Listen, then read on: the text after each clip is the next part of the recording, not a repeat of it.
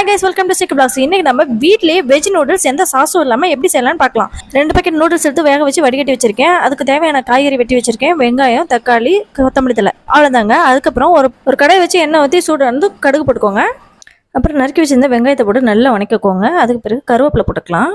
அதுக்கு பிறகு பெரிய தக்காளியை நறுக்கி வச்சு போட்டுக்கலாம். அதுதான் நம்மளுக்கு டேஸ்ட் கொடுக்கும். அது வணங்கிறதுக்காக கொஞ்சம் உப்பு போட்டுக்கலாம். இப்போ நம்ம கேரட்டு பீன்ஸும் கட் பண்ணி வச்சிருக்கோம்ல, அதை போட்டு நல்லா இதுலேயே வணங்கிக்கணும். நல்லா வணங்கிட்ட பிறகு இந்த ஸ்டேஜ் ஆகிற வரைக்கும் நல்லா சிம்மில் வச்சு வணக்கிக்கோங்க. அதுக்கு பிறகு நம்ம மசாலா போட்டுக்கலாம். காயெல்லாம் நல்லா வணங்கிட்ட பிறகு போடுங்க, அப்போ தான் நல்லா டேஸ்ட்டாக இருக்கும்.